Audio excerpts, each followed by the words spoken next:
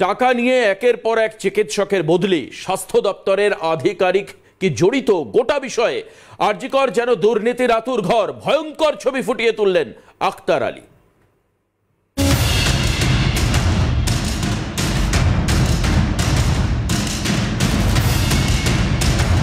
Driver Ajay সে যেত গাড়ি নিয়ে গিয়ে ওই মহিলা অফিসারকে নিয়ে আসতো, আরজিকরে বসে প্রিন্সিপালের কম্পিউটারে ট্রান্সফার লিস্ট তৈরি হতো। এই কথা কি মুখ্যমন্ত্রীর কাছে গেছে?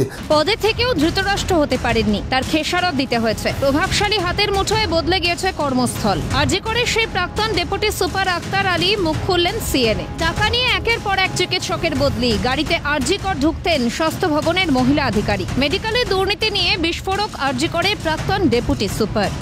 ডাক্তাররা ইন্ডিয়ান মেডিকেল অ্যাসোসিয়েশন থেকে রিটেন কমপ্লেনও হয় স্বাস্থ্য দপ্তরে কি টাকা নিয়ে বদলি করা হয়। এটা আমি প্রমাণ করেছিলাম।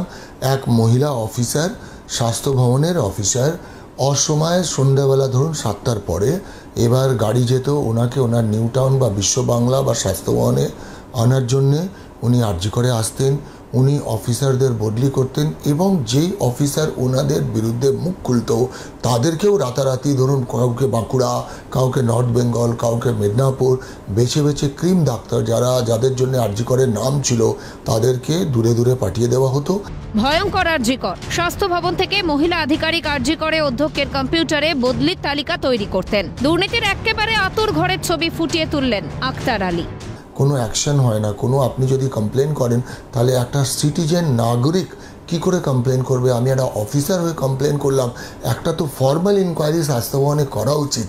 কি ড্রাইভারের লগবুক যদি চেক করতো সেখান থেকে, এখন আমি বলে ফেলেছি হয়তো লগবুকই পুড়িয়ে দেবে, যেরকম ডেথ রেজিস্টার ভ্যানিশ হয়ে গেল। ড্রাইভারের নামও বলে দিচ্ছি, ড্রাইভার অজয় সে যেত গাড়ি নিয়ে গিয়ে ওই মহিলা অফিসারকে নিয়ে আসতো, আরজিকরে বসে প্রিন্সিপালের কম্পিউটারে ট্রান্সফার লিস্ট তৈরি হতো। এই কথা কি মুখ্যমন্ত্রীর কাছে গেছে? আরজিকরের দুর্নীতি নিয়ে মুখ খুলতেই শান্তনু সেনকে সাংসদ পদে রাখা হলো না। দুর্নীতির বহিঃপ্রকাশ আর তৃণমূলে পদ পাওয়ার যোগই কি স্পষ্ট করলেন আরজিকরের প্রাক্তন deputy super. Doctor Shantanu Sen যখন আওয়াজ তুললেন ওনাকে সাংসদ পোস্ট থেকে সরিয়ে দেওয়া হলো, আরজিকরের চেয়ারম্যান পোস্ট থেকে সরিয়ে দেওয়া হলো। শুধু উনি নয়, ওখানকার ডাক্তাররা আওয়াজ তুললেন।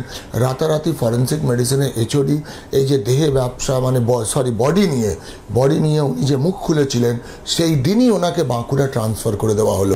শ্লীলতাহানি, মৃতদেহ নিয়ে ব্যবসা, বর্জ্য পদার্থ পাচার সহ একাধিক অভিযোগ। অপরাধের অভিযোগে জর্জরিত সন্দীপ ঘোষ তদন্ত ছাড়াই পদে টিকে গেলেন।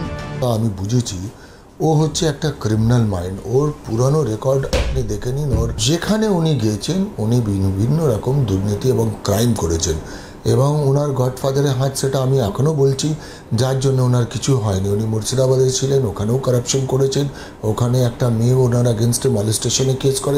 সত্যি যদি র্যাকেট চলে আরজিকরে, তবে তাতে কাদের স্বার্থ চরিতার্থ হতো? কেনই বা তদন্তের কথা মাথায় এলো না স্বাস্থ্য দপ্তরে? কেন্দ্রীয় তদন্তকারী সংস্থা কি দুর্নীতির র্যাকেটের তদন্ত করতে পারবে? এজেন্সির গতিবিধির দিকে তাকিয়ে আম জনতা। ক্যালকাটা নিউজ।